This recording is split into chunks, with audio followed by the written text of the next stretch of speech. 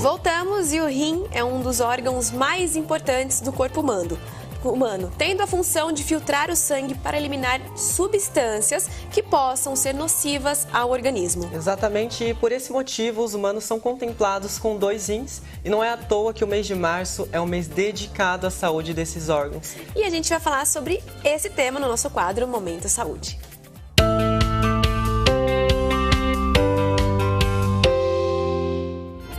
E hoje estamos recebendo o Dr. Igor Mantovani, ele que é oncologista clínico do Grupo Sonhe, para tirar todas as nossas dúvidas sobre esse assunto. Doutor, seja bem-vindo, prazer ter você aqui com a gente, viu? Lari, o prazer é todo meu, prazer, Kevin, muito bom estar aqui no Band Mulher com vocês. Seja bem-vindo, doutor. E vamos falar dos fatos então sobre o câncer do rim, que é o seguinte, é verdade que o câncer do rim é mais frequente em homens do que mulher? Pois é, né? Estamos no mês de março, né? O mês do Dia da Mulher, né? E também agora, em breve, o Dia da Saúde do Rim, né? Que é o dia 14 de março, próxima quinta-feira. Mas, curiosamente, o câncer do rim, né? O câncer que nasce do rim, ele é mais frequente nos homens do que nas mulheres.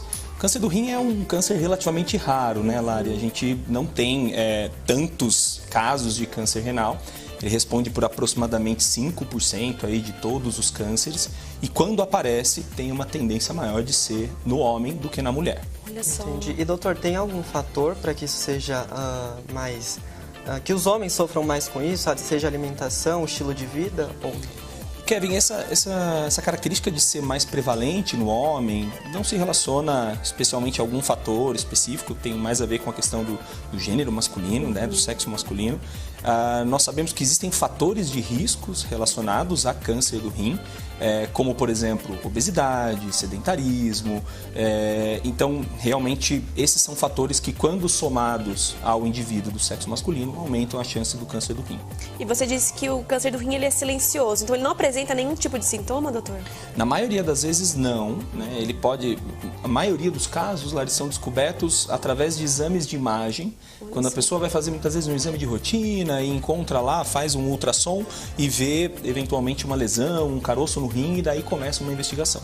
Casos em que esse tumor do rim ele começa a se transformar em algo mais avançado, e a pessoa pode ter dor abdominal, pode ter eventualmente sangramento urinário, até mesmo alterações do funcionamento do rim, que podem ser medidos eventualmente através de exames de sangue. Doutor, e como que o nosso estilo de vida pode influenciar? Eu acho que a maioria das entrevistas que a gente traz aqui no Momento Saúde, muito se fala sobre uma alimentação saudável.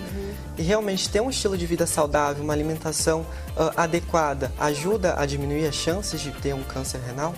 Com certeza, né? A gente está falando de prevenção, né, Kevin? Então, prevenção é algo que a gente possa fazer para mudar a chance de ocorrer determinado câncer, né? Então, combate ao sedentarismo, atividade física regular, uma alimentação mais saudável, né? Que evite tanto processados, os fast foods, né? As carnes vermelhas, né? E que seja rica em frutas, verduras, legumes. De fato, isso tem um papel importante na prevenção, não só do câncer renal, mas de vários cânceres. Câncer de mama na mulher, o câncer de intestino, entre outros. Então, acho que esse é um ponto que parece batido, mas é verdade, né? É o que a gente sempre fala, né? Sempre repetitivo, mas é tão importante falar, porque a alimentação é...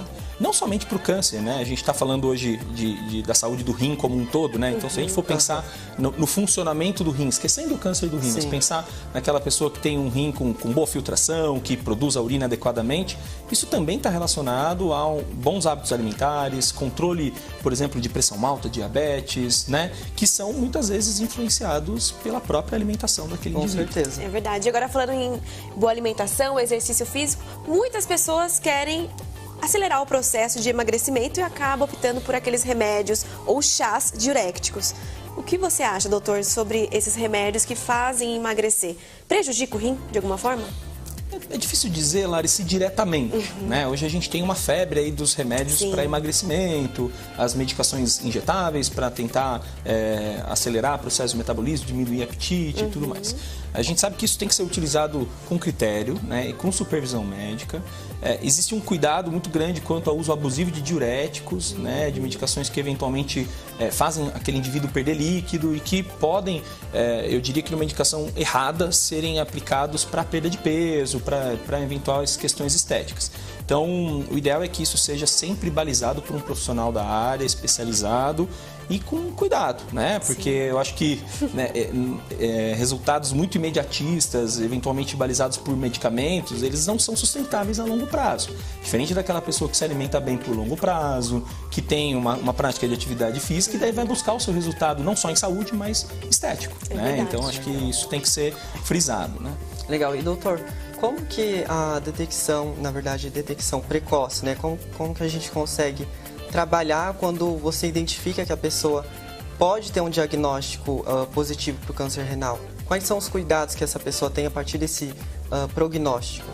Essa é uma excelente pergunta, né, Kevin? Como eu disse, a maioria dos cânceres de rim não vão dar sintomas, pelo menos não no seu início, né? Então, eventualmente, um determinado homem, mulher, vai fazer um exame de imagem abdominal, um ultrassom de rotina e encontra lá um caroço no rim. Geralmente entram em cena, o oncologista acaba sendo o último profissional a entrar em cena nesses casos, entra o urologista, entra o nefrologista, que são médicos envolvidos no cuidado específico da saúde do rim.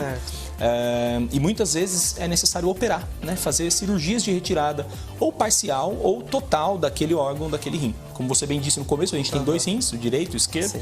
Então, é possível ter uma longevidade, viver bem e normalmente, desde que cuidando do rim remanescente, né? Então, se perdi um rim por causa de um câncer ou por outro problema, é possível que se tenha uma saúde normal e adequada ao longo da vida. Mas o tratamento do câncer do rim é cirurgia. Então, se você tem um nódulo do rim, um caroço desse rim, você vai fazer vários exames de investigação, eventualmente biópsias e tudo mais, mas o tratamento definitivo é a retirada cirúrgica.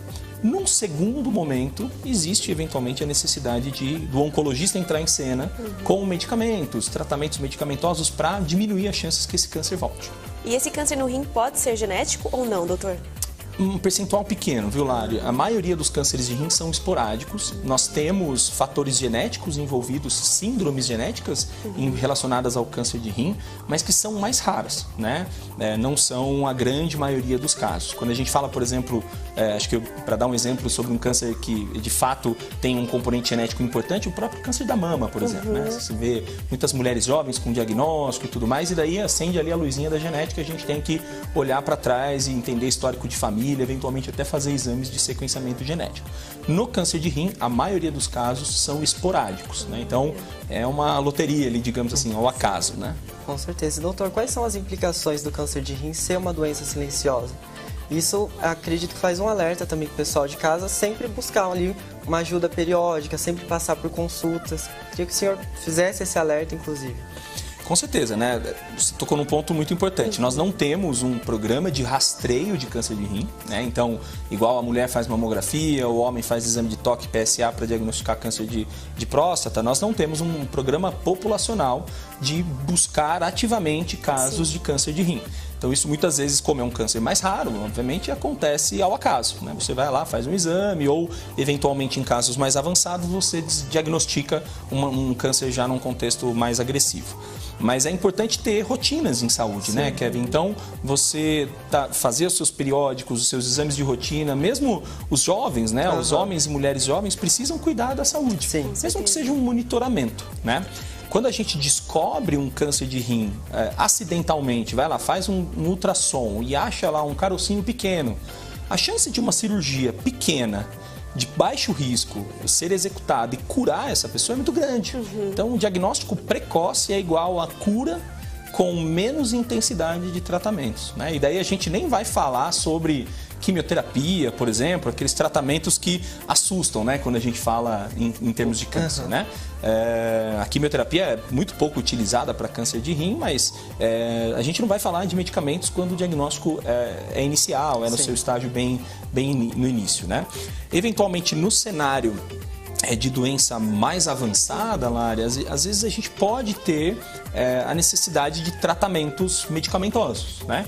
E daí a oncologia evoluiu muito nos últimos anos e a gente tem hoje medicamentos muito tecnológicos para combater o câncer de rim, né? Sejam medicações alvo direcionadas, seja a imunoterapia, que são medicamentos hoje totalmente diferentes da quimioterapia convencional que a gente escuta falar e que tem esse tabu um pouco cultural, né? Exatamente. Você falou que a quimioterapia é pouco usada dependendo do câncer do rim. Se ele formar uma metástase, por exemplo, é comum ter metástase em câncer de rim, doutor? E pode acontecer, se a gente diagnostica precocemente, não é esperado, né? Mas pode acontecer. Os locais mais frequentes de metástase do câncer renal, Lari, são o pulmão e os ossos, né? Pode aparecer em outros lugares, sim, claro, mas o mais frequente são esses dois. E quando isso acontece, a gente está diante de um diagnóstico de câncer, eu diria, avançado, né? Então, com metástases. Então, o tratamento local, né? A cirurgia, como eu disse no começo, ele perde um pouco o seu papel. E a gente vai para o tratamento sistêmico, que a gente fala, né? Medicamentoso, seja por comprimidos, medicamentos venosos. E nesse cenário, como eu disse, a gente tem avanços de tecnologia assim, muito robustos que permitem que os pacientes vivam muito bem, mesmo com a metástase, né? Então a gente tem casos de câncer de rim de pacientes com controle muito longo, né? Vivendo as suas vidas, viajando, fazendo as suas atividades físicas, exercendo as funções de marido, mulher, pai, mãe, enfim. Então, acho que também o câncer como um todo, né? Quando a gente fala essa palavra, às vezes as pessoas fogem um pouco, ninguém quer comentar, mas bate-papos como esse são muito importantes para a gente dizer que também não é o fim da linha, né? Sim, a gente tem um time de profissionais, oncologistas, urologistas empenhados em tratar os pacientes que têm problemas de rim, especialmente o câncer do rim. Ai, doutor, muito obrigada. Adorei você aqui com a gente. Super importante. Falou, tirou a dúvida de todo mundo, eu tenho certeza, de casa. Muito obrigada e volte sempre pra gente falar sobre outros assuntos relacionados a isso. Obrigada, viu? Eu que agradeço, Lari, Kevin, prazer imenso estar aqui com vocês.